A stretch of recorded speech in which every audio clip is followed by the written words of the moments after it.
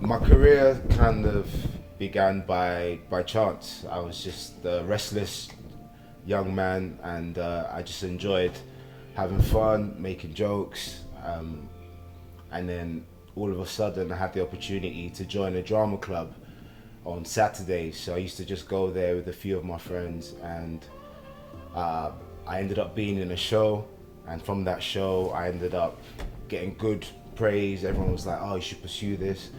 And then from there, I kind of took it seriously. I went to college, I did performing arts, and then the teacher that was there, she really believed in me, Lisa Stubbs, and she devoted herself to making sure that I got into drama school. And then I ended up getting into drama school, and then from there, training for 3 years, ended up leaving drama school with an agent, and here I am.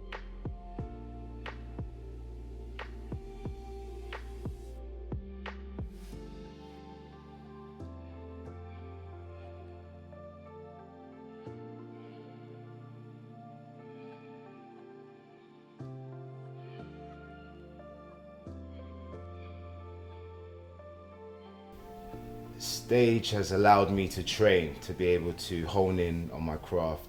And stage is very particular. It's live, it's every night. It's very different. It's a very different medium. So being able to find those subtleties, that nuance of the nuances with my character choices, being able to tailor my performance to that particular shot, it's been great. It's been interesting to be able to explore the craft. I think the main challenge, if I'm honest, was imposter syndrome. Thinking, am I ready yet? Or do I have enough experience? Because it was my first big TV role.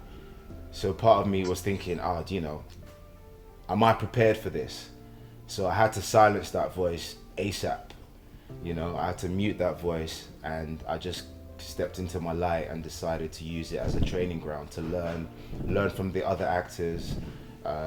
Particularly, I was close with Emma Naomi, who plays Alice Mondrich, Reggae Jean Page in season 1, Lady Danbury, Adjua. So all these actors collaborate with and learn from and spend time with. So it felt like I was in school, like I was learning from all these people.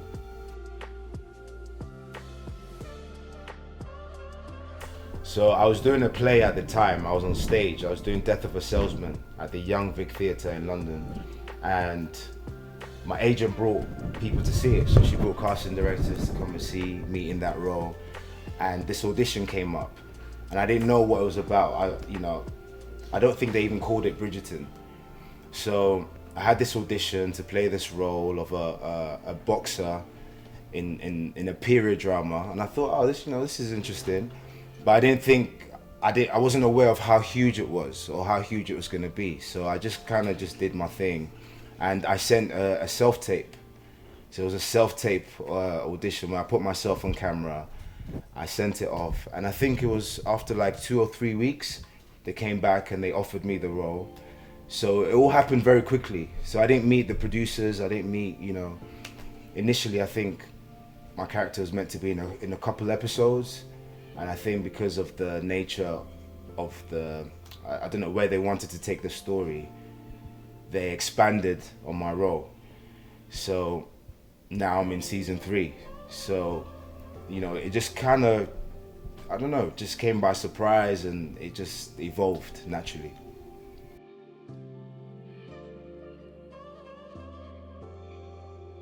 Will Mondrich is what we call a working class hero, someone who, works hard to provide for his family, and has a lot of integrity, has a lot of pride, and he's just trying to put his family in the best position he can with the help of Alice Mondrich, his wife. So it's a beautiful part because you get to see someone of that class, not pander to society. So he's not interested in the glitz and the glam. He's not interested in all the fancy things, you know. He cares about people. So I love the juxtaposition we had in season 1 with the Duke and him, and how much advice he was able to give to a Duke.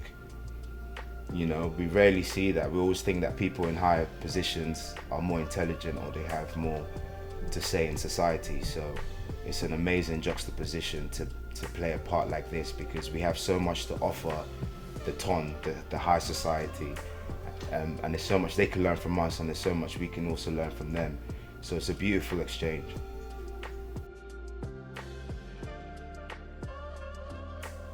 It is very inspiring, and I hope a lot of other productions can, I don't know, pay attention and follow suit. You know, it's the way the world is going now. It's about visibility. People feel like they're being seen. I'm sure there was a time where someone like, I don't know, Reggae or Nicola or were not deemed as the I don't know, the love interest. They were not deemed as the romantic leads. So it's nice to be able to be in a production where it's about the people. It's not necessarily about how you look like, or even though it's part of it, you know, it's a very well put together show, very fancy, very glamorous, but at the same time you get to see human beings, you get to see people who would not necessarily be at the forefront being celebrated. You know, to have a production where, you know, you have someone like Queen Charlotte, who's of mixed heritage, who actually existed, to be given that space. The Duke, you know, you have Lady Danbury, you have all these amazing individuals who actually existed, you know. So it's nice to be able to honor these people.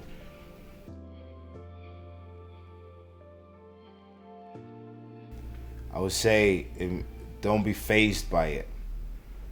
You know, don't allow it to get in the way of you pursuing what you want to do, how you want to contribute to the world, to the industry. It's a shame that it's still there, you know. You'd think people will be bored of racism by now, but you shouldn't allow it to get in the way of you doing what you want to do.